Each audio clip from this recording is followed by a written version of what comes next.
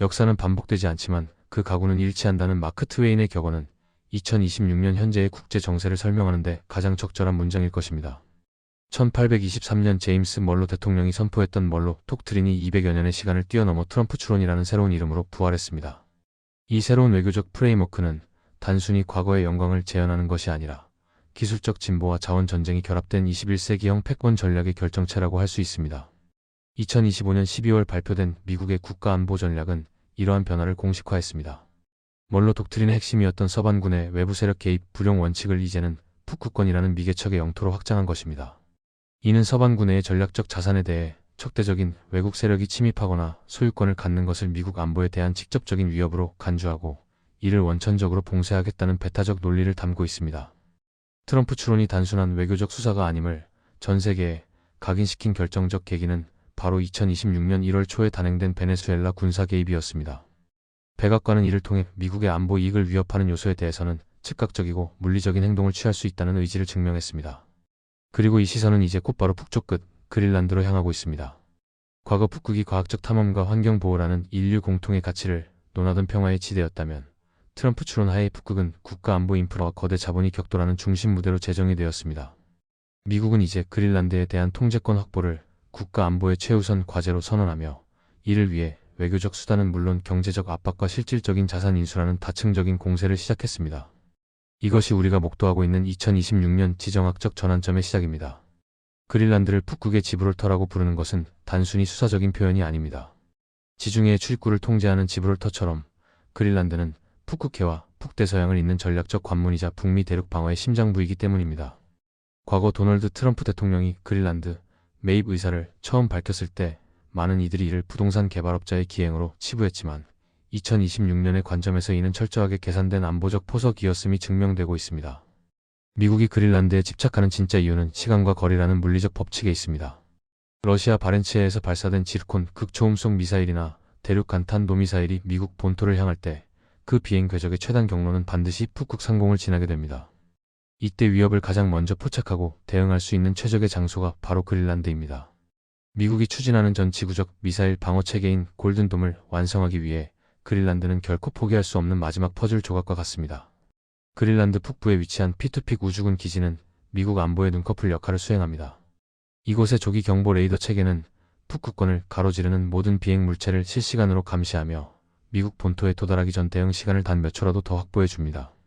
지정학적 관점에서 눈꺼풀이 떨리면 시력 전체가 흔들리듯 피투픽 기지와 그 주변 지역에 대한 배타적 통제권을 확보하는 것은 미국의 핵 억지력을 유지하는 핵심 기반입니다. 결국 미국에게 그린란드는 더 이상 덴마크 왕국의 머나먼 자치령이 아닙니다. 그것은 북미 대륙이라는 거대한 요새를 지키는 외곽 방어선이자 대서양과 북극해를 잇는 해상 교통로를 장악할 수 있는 전략적 요충지입니다. 영토라는 개념을 넘어 미국의 생존과 직결된 전략 자산으로서 그린란드의 가치는 2026년 현재 그 어느 때보다 높게 평가받고 있습니다. 미국은 그린란드를 자국의 영향력 아래 두기 위해 주권의 덫이라 불리는 고도의 심리전과 경제전을 병행하고 있습니다. 이 전략의 핵심은 그린란드가 가진 독립에 대한 열망과 경제적 자립 불능이라는 모순된 현실을 파고드는 것입니다. 현재 그린란드는 덴마크로부터 매년 약 5억 유로에 달하는 대규모 보조금을 지원받고 있으며 이 자금 없이는 국가 기능을 유지하기 어려운 실정입니다. 미국은 바로 이 지점을 공략합니다. 덴마크의 보조금을 상회하는 천문학적인 규모의 직접 투자를 약속하며 그린란드 자치정부로 하여금 코펜하겐의 외교적 통제에서 벗어나 워싱턴의 경제 우산 아래로 들어오도록 유도하고 있습니다. 2025년부터 루이지애나 주지사 등을 특사로 파견하며 덴마크 정부를 거치지 않고 그린란드와 직접 소통하는 것은 소유권 이전을 위한 사전 정지 작업의 일환입니다. 특히 주목할 점은 경제적 유인책의 구체성입니다. 미국은 그린란드를 미국, 멕시코, 캐나다 협정의 준회원국으로 초청하여 북미 경제권에 편입시키려 합니다. 또한 국방물 자생산법을 발동해 그린란드 내 자원 개발 프로젝트를 미국의 국내 사업으로 규정함으로써 현지 기업들에게 막대한 보조금과 세제 혜택을 제공하고 있습니다. 이는 그린란드인들에게 독립의 희망을 주면서도 실질적으로는 덴마크 대신 미국의 안보와 경제에 종속되게 만드는 일종의 황금 사슬과 같습니다. 2026년 3월로 예정된 그린란드 총선은 이 주권의 덫이 완성되는 역사적 분기점이 될 전망입니다. 미국은 친미 성향의 정치 세력을 지원하고 자국 자본의 영향력을 확대함으로써 그린란드가 덴마크와의 결별을 선택하고 미국의 전략적 동반자라는 명목하에 사실상 연합국의 지위로 전환되도록 유도하고 있습니다. 주권이라는 명분을 내어주고 안보와 자원 통제권을 가져오는 미국의 냉혹한 계산이 지금 북극의 설원 위에서 실현되고 있습니다.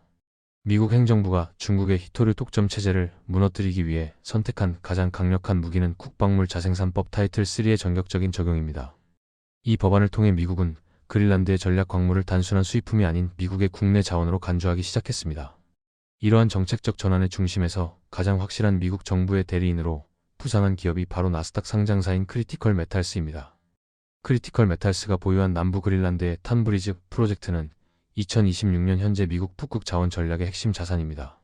중국 자본이 개입되어 방사성 물질 문제와 정치적 반대로 좌초된 크바네펠트 프로젝트와 대조적으로 탄브리즈는 방사성 수치가 낮으면서도 첨단 무기 체계와 고성능, 전기차 모터에 필수적인 디스프로슘과 테르뷴 등 중위토류를 다량 함유하고 있습니다. 이는 미 국방부가 탄브리즈를 단순한 광산이 아닌 안보를 위한 전략 기지로 평가하는 결정적인 이유입니다. 미국 정부의 지원은 파격적입니다. 미 수출입은행은 이미 1억 2천만 달러 규모의 금융 지원을 약속했으며 트럼프 행정부 관리들은 한 걸음 더 나아가 국방물 자생산법 보조금을 기업에 대한 직접 지분 투자로 전환하는 방안을 논의 중입니다. 이는 미국 정부가 전략 광물 기업의 주주가 되어 외국 자본의 적대적 인수를 방어하고 공급망의 끝단까지 통제하겠다는 의지의 표명입니다. 2026년 1월 7일 크리티컬 메탈스가 그린란드 카코르톡의 산업시설 및 파일럿 플랜트 건설을 승인한 것은 자원주권 확보의 상징적인 이정표입니다. 극한의 북극 기후를 견디도록 설계된 이 시설은 단순한 실험실을 넘어 현지의 미국의 물리적 거점을 확보했다는 실질적인 의미를 갖습니다. 이제 그린란드의 히토류는 시장 논리로 거래되는 상품을 넘어 미국 주도의 새로운 글로벌 공급망을 지탱하는 안보 자산으로 완전히 탈바꿈하고 있습니다. 미국이 그린란드를 실질적으로 통제하기 위해서는 단순히 외교적 선언을 넘어선 물리적 실체가 필요합니다. 그 핵심은 북극권 안보의 심장부인 피투픽 우주군 기지의 현대화입니다. 수십억 달러 규모의 연방 예산이 투입되는 이 거대 프로젝트에서 가장 주목받는 기업은 북극 인프라와 첨단 방위 시스템 통합의 지배적 사업자인 파슨스 코퍼레이션입니다. 파슨스는 북극 안보 인프라 시장에서 이른바 인덱스 펀드와 같은 역할을 수행합니다. 기지 건설과 같은 토목 공사부터 최첨단 사이버 및 전자전 시스템 구축까지 전 영역을 아우르기 때문입니다. 특히 2025년 12월 파슨스가 미 공군으로부터 수주한 150억 달러 규모의 포괄적 건설 및 엔지니어링 계약은 P2P 기지를 포함한 북극 내 주요 시설을 극지, 기후에서도 견딜 수 있는 최첨단 요새로 탈바꿈시키는 핵심 자금원이 될 것입니다. 기술적 측면에서 파슨스의 진면목은 COISR인 지휘, 통제, 통신, 컴퓨터, 사이버, 감시, 정찰 통합 능력에서 드러납니다. 이들은 극초음속 미사일을 탐지하기 위한 조기 경보 레이더의 성능 개량과 펌웨어 통합을 담당하며 우주와 지상을 잇는 이른바 킬체인을 완성하는 기술적 중추를 맡고 있습니다. 북극에서 발생하는 위협을 가장 먼저 식별하고 즉각적인 타격 자산과 연결하는 디지털 신경망이 파슨스의 손에서 그려지고 있는 셈입니다. 결국 P2P 기지의 현대화는 단순한 보수 공사가 아닌 미국의 패권을 북극해 깊숙이 투사하기 위한 하드웨어의 재구축입니다. 파슨스는 이러한 거대한 전략적 흐름 속에서 기지 운영에 필수적인 물류와 항만 지원까지 영역을 확장하며 미국의 북극 헤게모니를 지탱하는 견고한 뼈대를 세우고 있습니다.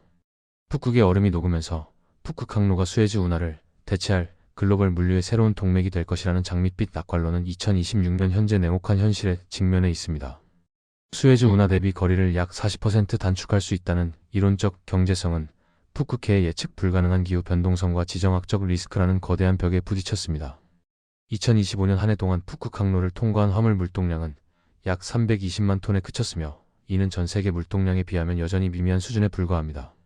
북극 항로의 상업적 이용을 가로막는 가장 큰 기술적 장벽은 이른바 아크7이라 불리는 특수 쇄빙 선박의 절대적 부족입니다. 아크7 등급은 별도의 쇄빙선 호위 없이도 최대 2.1m 두께의 얼음을 스스로 깨며 전진할 수 있는 기술력을 의미합니다. 러시아는 자국 조선소를 통해 이러한 선박의 독자 건조를 시도했으나 서방의 핵심 기자재 공급 차단과 기술 제재로 인해 건조 일정은 끝없이 지연되고 있습니다. 과거 러시아의 북극 프로젝트를 지탱하던 한국 조선사들의 기술 지원이 끊기면서 러시아의 북극 에너지 수출 계획은 심각한 병목 현상에 빠졌습니다. 기후 역시 인간의 계산대로 움직여주지 않았습니다. 2025년 운항 시즌의 데이터를 보면 동시베리아의 얼음이 예상보다 늦게 녹고 가을 결빙이 일찍 시작되면서 쇄빙선 없이 운항할 수 있었던 기간은 단 2주에 불과했습니다. 정시성이 생명인 글로벌 물류 시스템에서 기후에 따라 운항 가능 여부가 결정되는 경로에 수조원의 화물을 맡길 선사는 존재하지 않습니다. 결국 북극 항로는 수에즈의 대안이라는 글로벌 물류망으로서의 지위를 잃어가고 있습니다. 그 결과 북극 항로는 서방 세계와 단절된 채 러시아와 중국만이 오가는 그들만의 얼음 회랑으로 고착화되고 있습니다. 러시아의 에너지를 중국으로 실어 나르는 어둠의 함대와 전략 물자, 수송선들만이 이 차가운 바다를 지나는 2026년의 풍경은 북극해에 내린 또 다른 형태의 철의 장막, 즉 얼음의 장막을 여실히 보여줍니다. 미국의 조선업은 한때 세계 최강을 자랑했지만 2026년 현재 스스로 쇄빙선을 건조할 역량조차 부족할 만큼 쇠퇴한 상태입니다. 이러한 전력 공백을 메우기 위해 미국이 선택한 해결책은 아이스팩트를 통한 동맹국 조선소의 적극적인 활용입니다. 그 중에서도 한국 조선업의 기술력과 자본을 빌려 미국 조선업을 재건하려는 메이크 아메리칸 쉽빌딩 그레이트 어게인 프로젝트는 한미 산업 동맹의 새로운 이정표가 되고 있습니다. 이 거대한 프로젝트의 구원투수로 등판한 주인공은 하나오션입니다.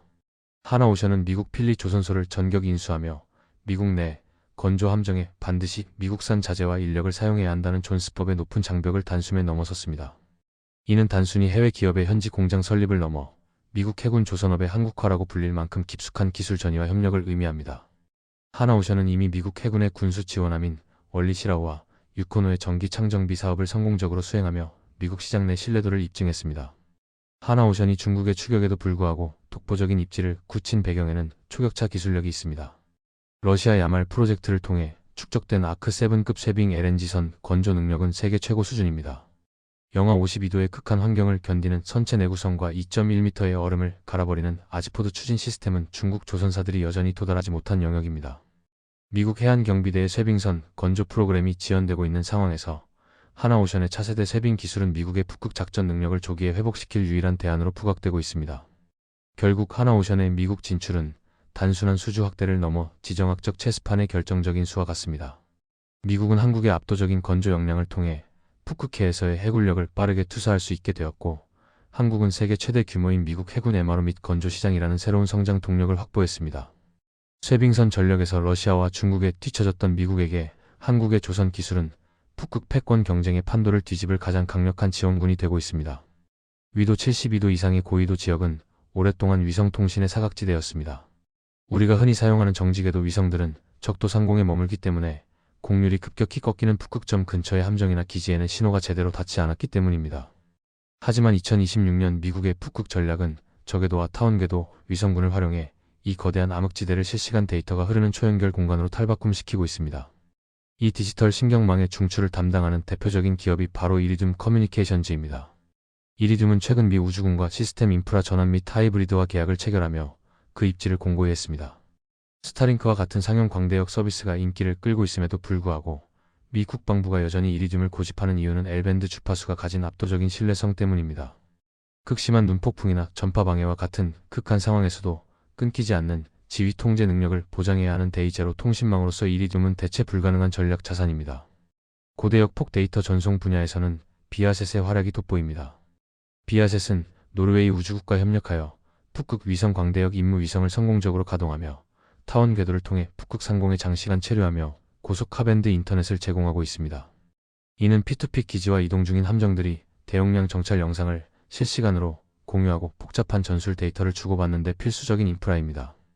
특히 비아셋이 수주한 전술 위성통신 기술은 적의 재민 공격 속에서도 통신을 보호하는 강력한 보안망 역할을 합니다. 결국 이리듐과 비아셋이 구축한 통신망은 북극이라는 거대한 전장에서 미국과 동맹국의 눈과 귀가 되어주고 있습니다. 우주에서 지상, 그리고 해저에 이르는 모든 감시 자산이 실시간으로 연결되면서 북극은 더 이상 정보의 고립지대가 아닌 킬체인이 완벽하게 작동하는 디지털 전장으로 진화하고 있습니다. 중국은 스스로를 근북극 국가로 규정하며 1대1로의 연장선인 북극 실크로드 구축에 막대한 공을 들여왔습니다. 이는 북극해를 가로질러 유럽과 아시아를 잇는 새로운 물류망을 장악하고 러시아와의 전략적 밀착을 통해 미국의 해상 패권을 우회하려는 거대한 구상이었습니다. 하지만 2026년 현재 미국의 트럼프 추로는 이러한 중국의 북진 정책 앞에 거대한 방벽을 세우고 있습니다. 미국의 전략은 단순한 견제를 넘어선 체계적인 차단과 배제에 초점을 맞추고 있습니다. 과거 중국 교통건설의 그린란드 공항 입찰을 무산시킨 것이 서막이었다면 지금은 국방물 자생산법을 동원해 전략적 가치가 있는 광산과 인프라의 소유권 구조 자체를 미국 중심으로 재편하고 있습니다. 특히 중국 기업인 성어자원이 대주주로 참여했던 크바네펠트 프로젝트를 환경 및 안보 이슈로 좌초시킨 것은 북극권 내 중국 자본의 침투를 더 이상 용납하지 않겠다는 미국의 강력한 의지를 보여줍니다. 단순한 투자 금지를 넘어선 미국의 핵심 전술은 직접 지분 인수라는 소유권 통제 전략입니다. 탄브리즈 프로젝트와 같은 핵심 광산에 대해 미국 정부가 직접 지분 투자를 검토하는 것은 해당 자산을 중국이 넘볼 수 없는 성역으로 만들겠다는 선언입니다. 이는 민간 기업의 자율적 경영에 맡기던 과거의 방식에서 벗어나 국가가 직접 전략 자산을 소유함으로써 적대적 인수합병이나 자본 침투를 원천 봉쇄하는 주권의 덫 전략의 완성형이라 할 수 있습니다. 러시아에 대해서도 미국은 더욱 공세적인 입장을 취하고 있습니다. 러시아가 북극 항로를 군사화하고 미사일 기지를 확장하는 것에 대응해 미국은 그린란드와 북미 대륙을 잇는 구간을 배타적 안보 구역으로 설정하고 있습니다. 트럼프 추론에 따른 이러한 소유권 중심의 통제 전략은 중국과 러시아가 꿈꾸던 북극 실크로드의 허리를 끊어놓았으며 결과적으로 북극권 내에서 미국의 허락 없이는 어떠한 외부 세력의 대규모 자본이나 군사 자산도 발붙일 수 없는 구조를 만들어가고 있습니다. 2026년의 북극은 더 이상 빙하와 곰의 땅이 아닙니다. 굴착기가 얼어붙은 대지를 파헤치고 레이더가 하늘을 감시하며 거대한 쇠빙선이 얼음을 가르는 거대한 산업 및 군사 현장으로 변모했습니다. 이러한 거시적 변화 속에서 투자자들이 주목해야 할 핵심 개념은 바로 지정학적 알파입니다. 이는 단순히 시장의 흐름에 올라타는 것을 넘어 강대국 간의 패권 전쟁과 정책적 전환을 정확히 읽어냄으로써 창출하는 초과 수익을 의미합니다. 트럼프 추론은 이 지역에 대한 미국의 자본 투입을 정당화하는 강력한 명분이며 투자자들에게는 유례없는 기회의 창을 열어주고 있습니다. 북극이라는 특수한 시장에 대응하기 위해 가장 권장되는 방식은 바벨 전략입니다. 바벨의 한쪽 끝에는 높은 변동성을 감내하면서 지정학적 모멘텀을 추구하는 중소형주를 배치합니다. 대표적인 종목이 크리티컬 메탈스와 블랙박스 스톡스입니다. 이들은 그린란드 매입설이나 미 정부의 직접 지분 투자 소식과 같은 뉴스에 즉각적이고 폭발적으로 반응하는 경향이 있습니다. 특히 탄브리즈 프로젝트의 성패에 따라 기업 가치가 극적으로 변할 수 있는 크리티컬 메탈스는 하이 리스크 하이 리턴을 추구하는 공격적인 투자자들에게 매력적인 선택지입니다. 바벨의 반대쪽 끝에는 미국 국방 예산의 구조적 증액에 따라 안정적인 성장을 구사하는 대형주들을 배치하여 중심을 잡아야 합니다. 파슨스, 이리듐, 아멘텀과 같은 기업들이 여기에 해당합니다. 이들은 이미 미 국방부나 우주군과 수십억 달러 규모의 장기 계약을 체결하고 있어 시장의 일시적인 흔들림에도 불구하고 견고한 실적을 유지할 수 있는 해자를 가지고 있습니다. 북극의 안보 인프라가 구축되는 한 이들의 수익은 보장된 것이나 다름없기 때문입니다. 여기에 하나오션과 MP 머티리얼즈처럼 기술적 초격차와 공급망 안보의 핵심을 쥔 종목들을 포트폴리오의 중심축으로 세운다면 2026년 북극 포트폴리오는 완성됩니다. 이제 북극은 투자자들에게 미지의 땅이 아닌 투자의 땅입니다. 모든 투자의 결정에 안보라는 필터를 거쳐야 하는 시대에 지정학적 변화를 수익으로 전환할 수 있는 준비가 된 자만이 북극의 하얀 설원 위에서 피어나는 거대한 자본의 결실을 수확하게 될 것입니다. 역사는 반복되지 않지만 가군을 맞춘다는 말처럼 2026년 1월 북극의 하얀 설원 위에는 19세기의 유령이 배회하고 있습니다. 제임스 멀로 대통령이 선포했던 서반구 외부 개입 불용 원칙이 트럼프 추론이라는 이름으로 부활하며 북극의 지형도를 근본적으로 바꾸어 놓았습니다. 이제 이곳은 더 이상 북극곰과 빙하의 땅이 아닙니다. 이곳은 굴착기가 대지를 파헤치고 레이더가 쉴 새 없이 하늘을 감시하며 쇠빙선이 거대한 얼음을 가르는 치열한 산업 및 군사적 격전지가 되었습니다. 지난 수십 년간 유지되어 온 북극에서의 평화 배당금은 끝이 났습니다. 과거의 북극이 과학적 협력과 환경 보호의 상징이었다면 오늘의 북극은 국가의 생존과 직결된 자원 주권 및 안보 패권의 상징입니다. 얼음의 장막은 이미 내려왔고 서방 세계와 러시아 중국 간의 경계선은 그 어느 때보다 선명해졌습니다. 이러한 변화는 우리에게 거대한 도전인 동시에 그동안 보지 못했던 새로운 국부 창출의 기회를 제시하고 있습니다. 투자자와 정책 결정자들은 이제 모든 선택에 안보라는 필터를 거쳐야 함을 깨달아야 합니다. 하나오션이 건조하는 쇠빙선, 이리듐이 띄어 올린 위성, 그리고 그린란드에서 히토류를 캐내는 크리티컬 메탈스의 굴착기는 단순한 산업재가 아닙니다. 그것들은 자유진영의 방벽을 쌓는 벽돌들이자 지정학적 격변 속에서 자산의 가치를 지켜줄 견고한 해자입니다. 결국 북극은 미지의 땅에서 투자의 땅으로 완전히 변모했습니다. 극한의 환경과 냉혹한 국제 정세 속에서도 누군가는 길을 찾고 누군가는 불을 일굽니다. 얼음의 장막이 내린 북극해의 차가운 파도 너머를 바라보며 당신의 포트폴리오는 이 매서운 추위를 견디고 새로운 봄을 맞이할 준비가 되어 있을까요? 2026년 북극 패권 전쟁의 서막은 이제 막 올랐습니다. 영상을 시청해 주셔서 감사합니다. 구독과 좋아요 부탁드립니다.